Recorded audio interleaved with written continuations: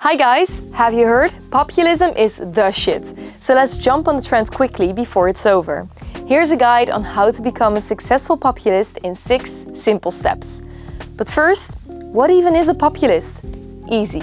A populist is like a political hype artist. They tap into people's frustrations and promise to shake things up, often targeting the elites and claiming to represent the real people. It's all about big changes and bold moves. You'll see.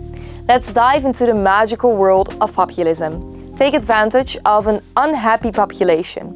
Are your ideas too radical? Do you think your polarizing thoughts are misunderstood?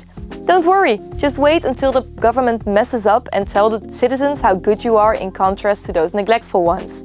Still have doubts about it? Let's take a look at Spain. The far-right populist party Vox emerged in 2013. Back then, irrelevant. Since 2018, not so much. How did they take so long to appear in the political spectrum? The socialist Pedro Sánchez won the presidency by replacing the previous right-wing president Mariano Rajoy with a motion of censure. Not only did the new president have a hard task at hand with reversing policies, but the political tension of the independence movements in Catalonia and Basque Country were not so helpful. A new president unable to stabilize the political situation sounds like something a good populist would benefit from. By this, Vox managed to become the 3rd most popular party in less than 2 years. Don't lose your shot and be thankful for opportunities. Thanks, Pedro. Step 2. Unhappy people voting for you? Check. You're on the right way. Stay true to your message. Don't flip-flop on your ideas. Consistency is key. May we introduce, and do not be mistaken, that's not Donald Trump, Geert Wilders, leader of the Freedom Party in the Netherlands, and boy are they shaking things up. Back in the days, in 2004, Wilders boldly broke away from the conservative Liberal Party. And boom, the foundation for the Freedom Party was laid. Since then, he keeps going on with his vision. Wilders doesn't hold back in any way, branding Islam a fascist ideology and calling for bold measures like banning the Koran. De eerste stap zou zijn om die Koran te verbieden. Willen jullie in deze stad en in Nederland meer of minder Marokkanen? The Moroccan scum in Holland. And once again, not all are scum, but there is a lot of Moroccan scum in Holland who makes the streets unsafe. His tough stance and being persistent with that worked out, and tada, electoral glory for the Freedom Party. The secret to success?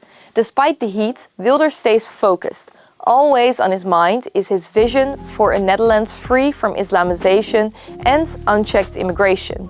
Love him or hate him, in 2023 all the dedication and consistency paid off. The Freedom Party won a historic victory, becoming the largest party in the House of Representatives. Would you look at that, right? Your fitness trainers were right.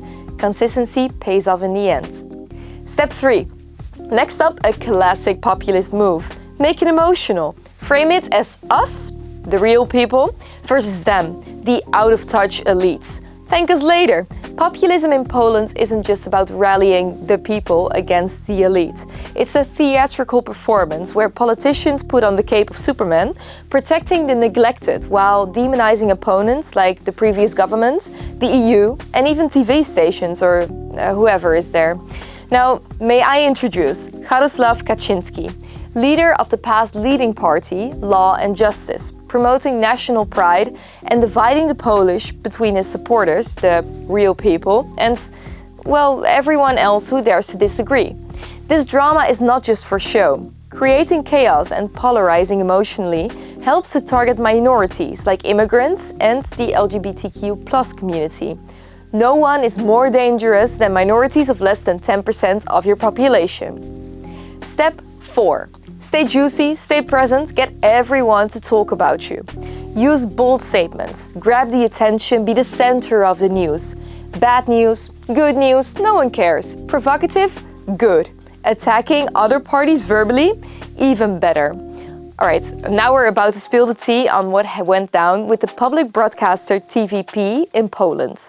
It was a real roller coaster. TVP basically turned into a massive propaganda machine for the ruling Law and Justice Party.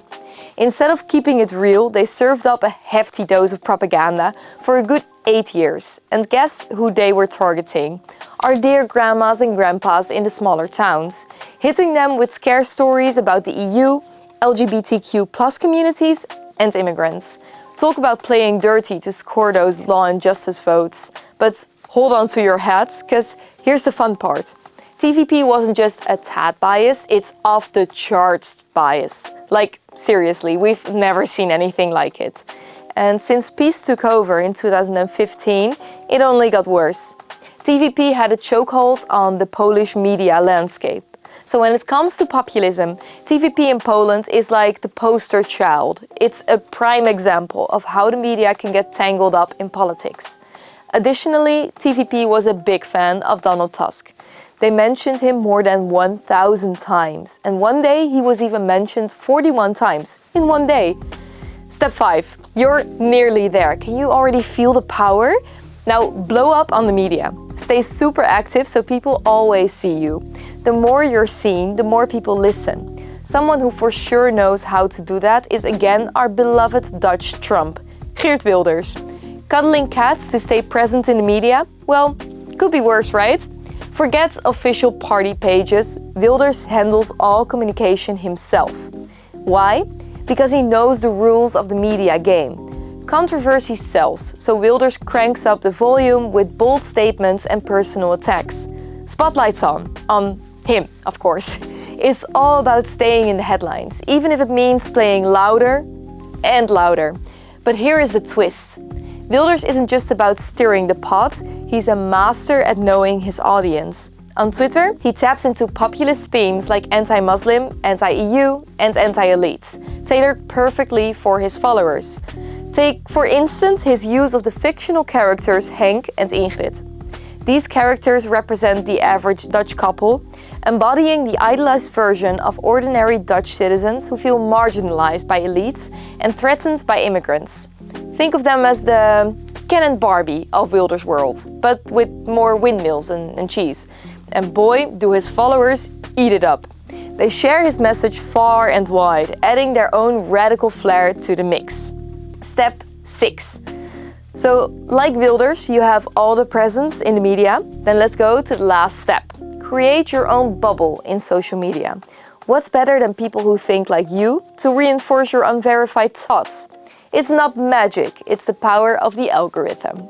Let's get back to the Spanish case. Vox is the most followed party on Instagram and TikTok, and they have almost 600,000 followers on X. They upload daily content on its social media accounts and repost messages of other popular influencers of the far-right spectrum.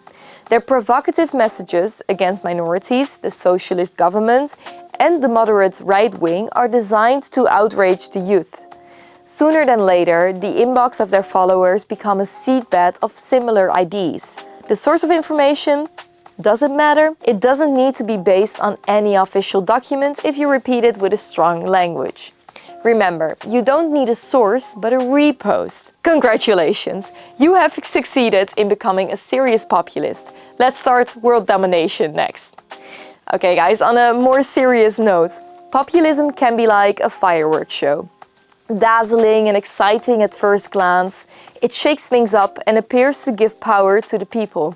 While fireworks are nice to look at, they don't last. There's also the risk of them exploding right in your face. So while it's tempting to get swept up, always keep an eye on the sparks. Stay aware of the risks. So while this was a lot of fun, don't try this at home, kids. Now you know what populism looks like, and in the coming election, you won't fall for it.